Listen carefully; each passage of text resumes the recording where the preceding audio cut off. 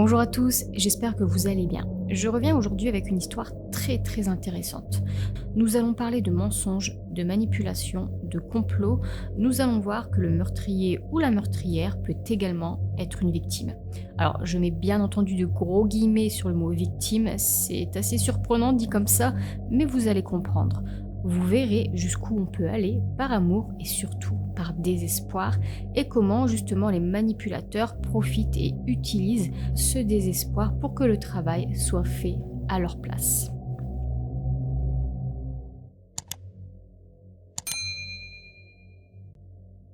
Sandra Oizo, de son surnom Sandy, est née le 17 janvier 1966 de Frank et Sandra Lee Oizo.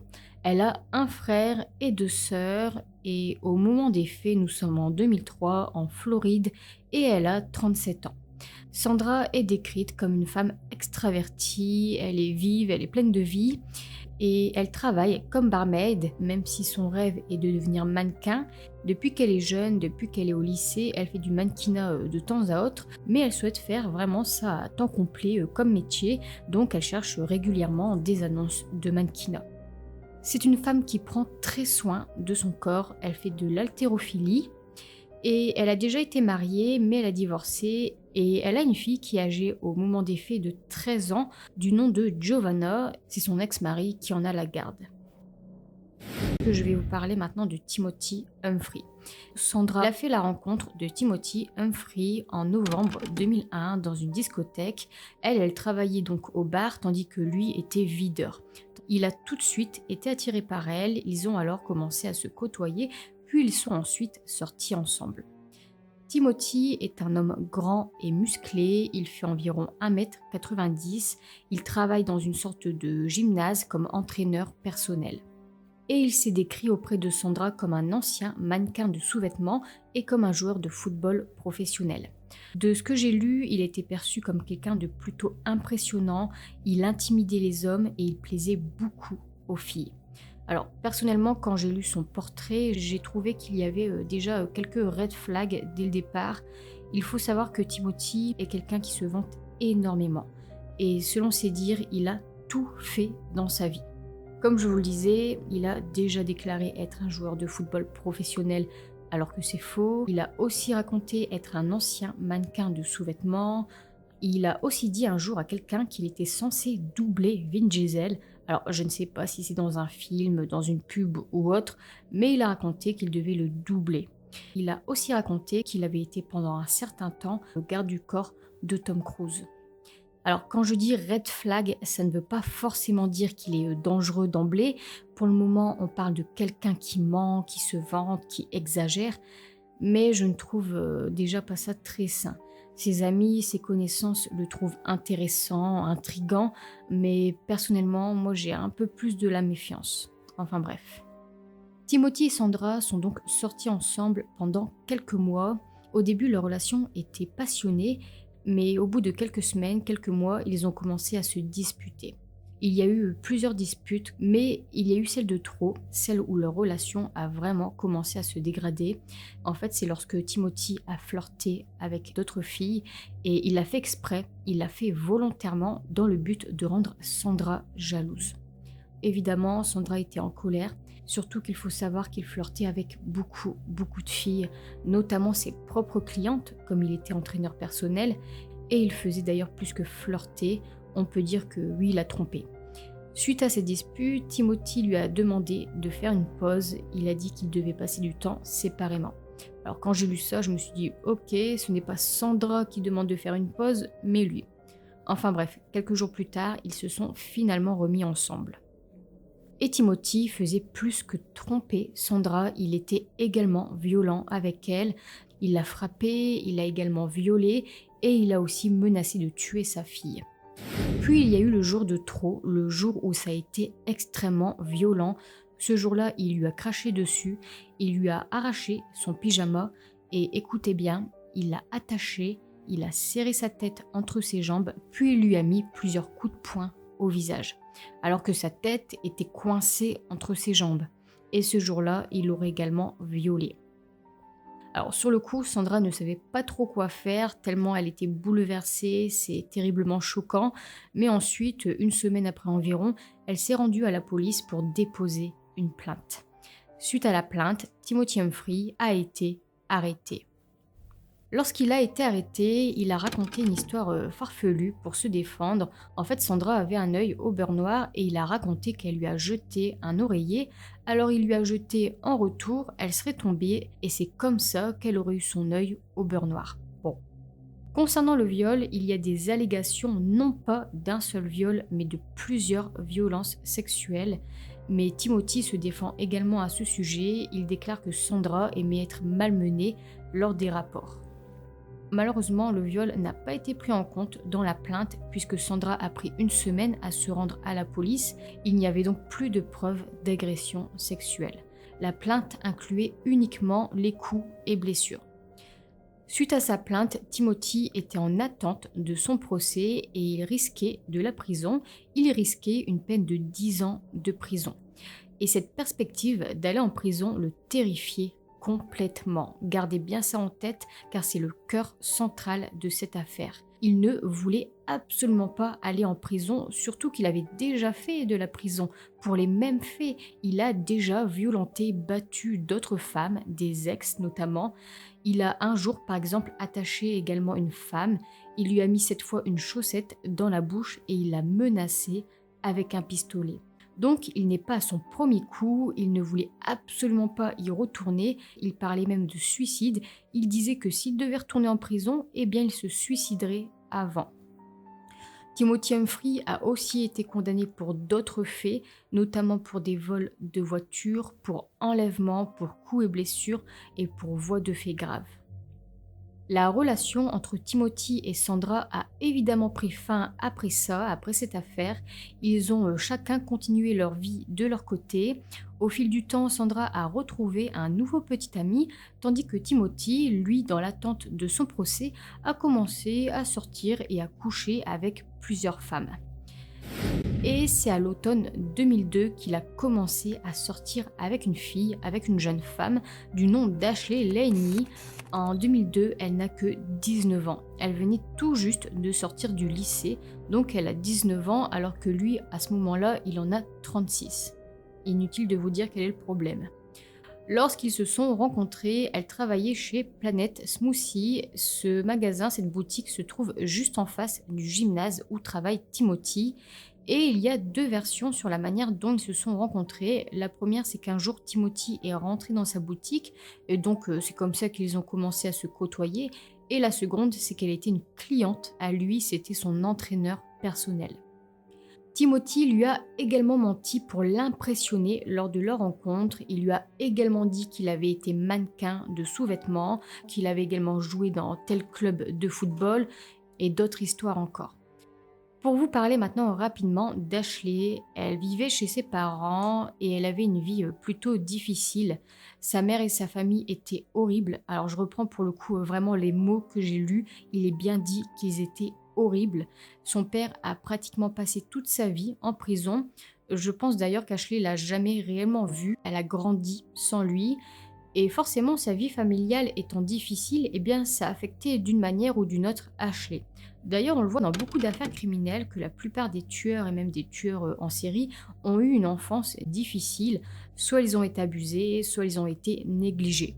En tout cas, Ashley était très vulnérable. Rapidement, ils sont donc sortis ensemble, puis ils ont même emménagé ensemble. Ce fut le bonheur total alors pour Ashley de quitter le domicile familial et de vivre alors avec son petit ami. Et au fil du temps, au fil de leur relation, Timothy a commencé à avoir une influence sur Ashley. Il a commencé à prendre le contrôle d'elle. Elle a commencé à changer de comportement. Elle a commencé à s'isoler, à se débarrasser de ses amis. Elle a aussi quitté son travail et elle a commencé à travailler au gymnase avec lui. Ils ont ensuite lancé ensemble leur propre entreprise de formation d'entraînement personnel. Et Timothy faisait ce que font tous les manipulateurs et les PN. En fait, il lui dit qu'il l'aime, qu'il est tombé éperdument amoureux d'elle, alors qu'à contrario, eh bien, il la frappe également et il la trompe. Mais bon, ça on le saura bien plus tard. Les amis d'Ashley ont essayé de la raisonner, de lui faire prendre conscience du problème, mais elle était amoureuse, elle était aveuglée. Timothy a ensuite commencé à parler de son ex-copine, de Sandra, à Ashley. Il lui a dit qu'il risquait une lourde peine de prison car elle l'a faussement accusé d'agression. Alors Ashley est devenue complètement remontée, elle a commencé à détester Sandra. En fait, dans sa tête, si elle perdait Timothy, eh bien elle perdait tout. Lui, il était devenu une sorte de pilier dans sa vie difficile. Ils vivaient ensemble, ils venaient de démarrer une entreprise. Alors s'il part en prison, eh bien elle perd tout et elle est obligée alors de repartir auprès de sa famille. Puis le jour du procès approche, c'est fixé au 4 août 2003. Mais avant ça, un mois avant le procès, le 4 juillet 2003, Timothy et Ashley se marient. C'est l'idée de Timothy de se marier. Ils se sont mariés au gymnase et en plus du lieu pour le moins inhabituel et pas très romantique, rien n'a été fait pour le mariage, rien n'a été préparé. Il n'y avait en fait même pas de bague, il y avait juste le papier à signer. Et c'est plutôt cocasse le fait qu'il décide tout de même de se marier peu de temps avant le procès. Il est poursuivi pour agression envers une femme et là, soudainement, il se marie avec une autre femme juste pour la couverture, juste pour du paraître, pour montrer, prouver que tout va bien avec les femmes. Bref. Un jour après leur mariage, Sandra Oizo est assassinée. Sandra a été tuée le 5 juillet 2003 alors qu'elle rentrait chez elle. Elle était dans sa voiture et à peine elle avait garé sa voiture dans le garage qu'elle a été tuée de plusieurs balles. En tout, elle a reçu 8 balles. La scène de crime était recouverte d'une grosse quantité de verre, le verre de la vitre de la voiture. Il y avait une grosse quantité de sang et il y avait également plusieurs douilles à l'intérieur et à l'extérieur du garage. Et suite à la mort de Sandra, le procès n'a pas eu lieu et les accusations contre Timothy Humphrey ont été abandonnées. Comme c'est Sandra le demandeur, comme c'est elle qui a pris l'initiative de la plainte, du procès et qu'aujourd'hui, eh bien malheureusement, elle n'est plus, eh bien le procès n'a plus lieu d'être. Évidemment, lui devait bien être content que le procès soit annulé. Pour autant, je peux vous dire que ses ennuis venaient seulement de commencer, car forcément, il est devenu le principal suspect du meurtre de Sandra Oizo. La police était convaincue que Timothy était derrière le meurtre de Sandra, sauf que lui, il avait un alibi. Au moment du meurtre, il était chez lui avec un ami en train de manger de la pizza. Le livreur de pizza a été interrogé et il s'est souvenu de Timothy Humphrey. Il s'est souvenu être bien passé chez lui livrer une pizza. Timothy avait aussi le reçu comme preuve et son ami qui s'appelle Tob White a également confirmé l'alibi de Timothy. Il était chez lui, avec lui, en train de manger de la pizza. Et tous les deux ont déclaré qu'Ashley était également avec eux. Puis un jour, un enquêteur s'est rendu au gymnase pour parler avec Timothy, mais il a refusé de lui parler. Alors cet enquêteur s'est rendu à son appartement et il a parlé à sa nouvelle épouse, Ashley. Ashley était très nerveuse, elle était effrayée, elle a même failli vomir 2 fois lorsque l'enquêteur l'a interrogée et il aurait pu en tirer quelque chose, sauf que malheureusement la conversation a pris fin car Timothy est rentré. En tout cas pour l'enquêteur, même si Timothy a mis fin à cette conversation, eh bien il était dorénavant convaincu qu'Ashley savait quelque chose. Plusieurs choses intéressantes ont ensuite été découvertes au cours de l'enquête. Tout d'abord, Timothy et Ashley se sont appelés 22 fois la nuit du meurtre. C'est énorme. Ils ont aussi découvert qu'un mois avant le meurtre, Ashley a signalé le vol de sa voiture. Sa voiture a ensuite été retrouvée en flammes. C'est plutôt suspect. Un homme du nom de David Abernathy, qui n'est autre que le petit ami de la mère d'Ashley, a raconté qu'il a prêté une arme à Ashley, un Ruger de calibre 22, car elle lui a dit que quelqu'un l'a traqué, donc elle voulait une arme pour se protéger. Et ça, c'est une preuve extrêmement importante, car les douilles qui ont été retrouvées dans le garage de Sandra proviennent d'un Ruger de calibre 22. Autre preuve sérieuse, c'est le fait que les enquêteurs ont réussi à placer Ashley chez Sandra au moment du meurtre. En fait, ils ont vu que son téléphone a borné au moment du meurtre près de chez Sandra. Suite à tous ces éléments, Ashley Laney a été arrêtée pour le meurtre de Sandra Rozo en décembre 2003, 5 mois après le meurtre. Suite à son arrestation, elle a été interrogée, sauf que rien n'a pu être tiré lors de l'interrogatoire, tout simplement car elle n'a rien dit, elle a même déclaré ne pas connaître Sandra et elle a ensuite demandé un avocat. Malgré tout, elle est restée en détention et après 3 semaines de prison, elle a tout avoué. Elle a admis avoir tué Sandra Rozo. Elle a dit à la police qu'elle l'avait fait parce qu'elle avait peur de perdre Timothy. Elle a donc tout raconté et c'est là vraiment qu'on découvre que tout un plan a minutieusement été élaboré. Je vous raconte ça tout de suite. Ashley a déclaré que quelques semaines avant qu'elle n'emprunte le Ruger 22 au petit ami de sa mère, elle s'était faufilée chez eux et elle avait volé un fusil.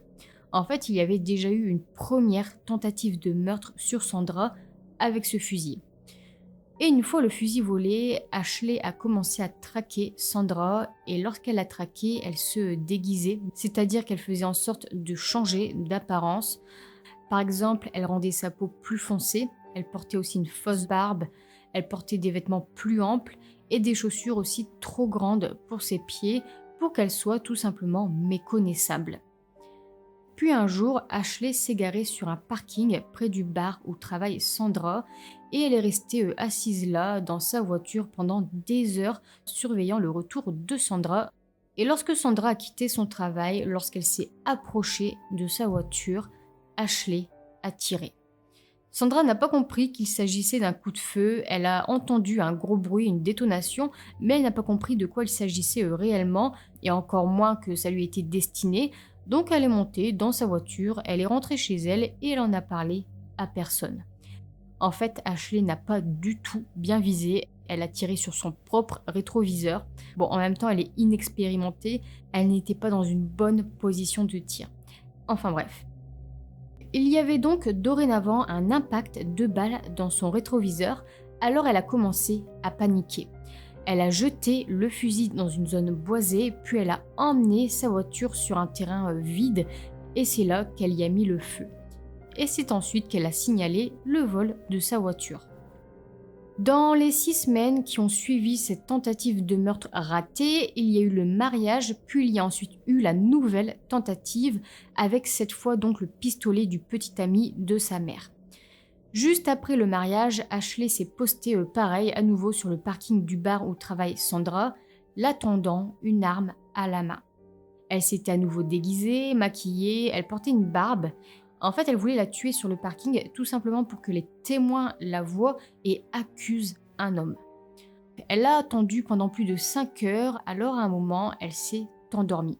Comme elle s'est endormie, elle a manqué Sandra qui rentrait dans sa voiture, donc elle n'a pas pu la tuer sur le parking comme il était prévu. Mais elle s'est réveillée juste à temps pour voir Sandra partir. Et cette fois, elle était vraiment déterminée à en finir, donc elle l'a suivie jusque chez elle. Et à peine Sandra a rentré sa voiture dans le garage, qu'Ashley l'a tuée. Donc voilà ce qu'a raconté Ashley, voilà comment Sandra a été tuée. Ashley a également indiqué à la police où trouver les 2 armes, elle les a enterrées quelque part. Timothy a lui nié toute implication, il a dit qu'il n'était pas du tout au courant du projet de meurtre d'Ashley et il a dit que lorsqu'Ashley l'a informé de ce qu'elle avait fait, eh bien il a été complètement choqué, touché, bouleversé.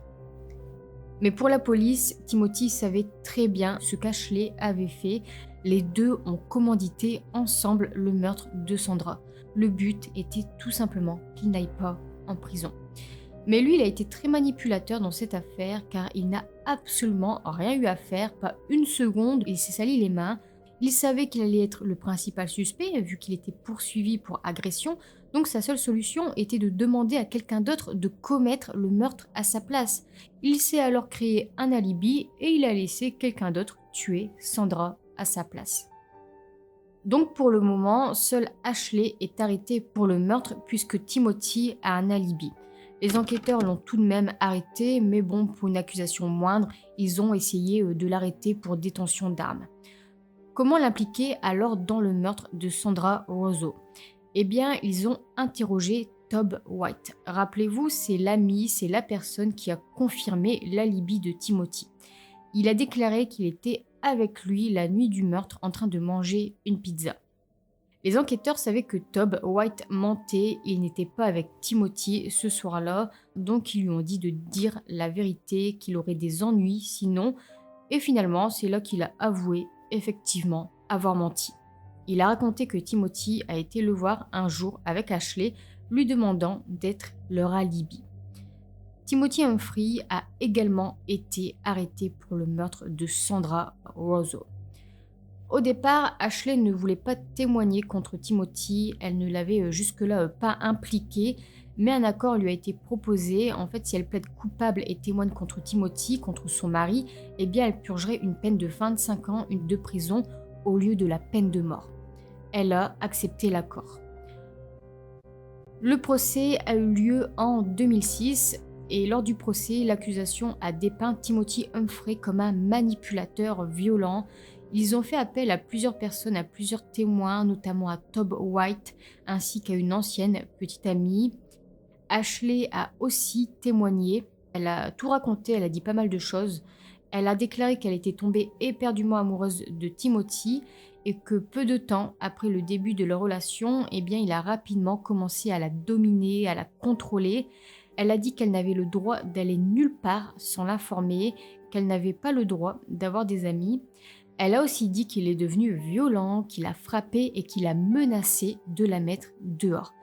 Et ça, cette menace de la mettre dehors, lui dire qu'elle va retourner chez ses parents, eh bien ça l'a complètement terrifiée. C'est à cause de cette menace, en plus du fait que Timothy allait en prison, qu'elle a commis le meurtre. En fait, Ashley a raconté que tout a commencé un jour après un énième acte de violence, après une énième menace de la mettre dehors, qu'elle lui aurait dit qu'elle tuerait Sandra pour qu'il accepte qu'elle reste avec lui. C'est assez étrange de sortir cette phrase comme ça, surtout que c'est elle qui lui a dit « je tuerai Sandra », mais il est clair que Timothy devait aussi régulièrement lui en parler, parler de Sandra, qu'il devait lui souhaiter la mort. C'est pour ça, je pense qu'elle lui a proposé ça, c'était le seul moyen pour qu'elle reste, qu'elle ne retourne pas chez ses parents, et il a accepté. Ashley a ensuite raconté qu'une fois qu'il a accepté qu'elle tue Sandra, eh bien, il a commencé à élaborer un plan. C'est lui qui a eu l'idée de se procurer une arme, c'est lui qui a eu l'idée de traquer Sandra et c'est lui qui a eu l'idée de se déguiser. Et lorsque la première tentative de meurtre a échoué, Timothy était furieux et à nouveau, il a menacé de la virer de chez eux si elle ne la tuait pas. Donc la nuit du meurtre, elle a attendu, elle était déterminée, elle a suivi jusque chez elle et sur la route, alors qu'elle la suivait, elle a appelé Timothy en lui disant que c'est bientôt fini. Puis une fois arrivée chez Sandra, une fois qu'elle était en train de rentrer sa voiture dans son garage, Ashley à ce moment-là est à nouveau au téléphone avec Timothy et lui, il lui pose alors plein de questions, il lui demande à quelle distance elle se trouve du garage, il lui demande si elle peut courir et tirer, etc. Il est alors exactement 23h22 lorsqu'Ashley sort de sa voiture et rentre dans le garage. Elle a tapé la crosse de son arme sur la vitre de la voiture de Sandra. Sandra s'est mise à crier et c'est là qu'elle a tiré à plusieurs reprises.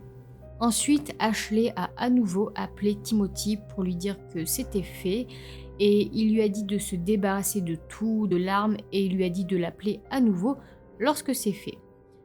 Et détail qui peut paraître insignifiant, mais bon, je vous le partage malgré tout, lors de cet appel, Ashley lui a dit qu'elle voulait de la pizza. Moi, je trouve ça complètement fou qu'elle ait dit ça juste après avoir tué quelqu'un. Elle devait vraiment être complètement détachée de ce qu'elle venait de faire. Enfin bref.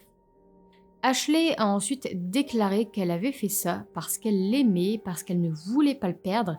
Elle a dit qu'elle assume l'entière responsabilité de ce qu'elle a fait, mais par contre, elle insiste bien sur le fait qu'elle n'aurait jamais tué qui que ce soit si elle ne l'aurait pas rencontré. Donc ça montre tout de même qu'elle a été vulnérable, qu'elle a été manipulée, même si on est bien d'accord, ça n'excuse pas du tout son geste.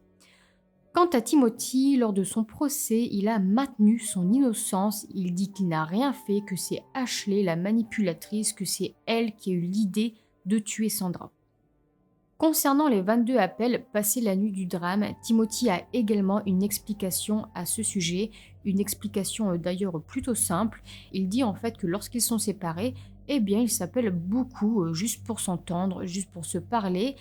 Et d'ailleurs, il a raconté ce souvenir de cette conversation qu'il a eue exactement avec elle cette nuit-là.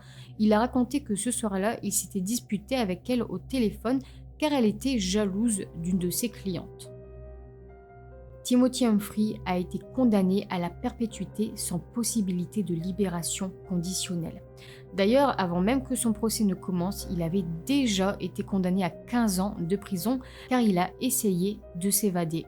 Et oui, en fait, il était en train d'être transféré d'une prison à une autre lorsqu'il a sauté de la camionnette de transport pour vous dire à quel point il voulait vraiment pas retourner en prison. Il était donc dans la nature, mais il a été retrouvé plusieurs heures plus tard. Quant à Ashley Humphrey, comme je vous l'ai dit, elle a conclu un accord dans le cadre où elle témoigne contre son mari. Elle a donc été condamnée à 25 ans de prison. Elle pourra sortir de prison en 2028, elle aura alors 46 ans. Voilà pour cette affaire, je l'ai trouvée extrêmement intéressante. Triste, bien entendu, mais très intéressante. On peut voir comment il est facile de manipuler une personne lorsque celle-ci est démunie.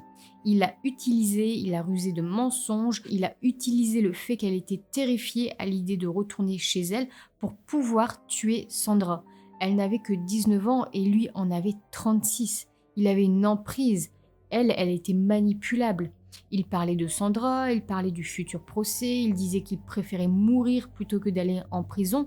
Donc il a doucement et lentement travaillé pour qu'elle commette l'irréparable.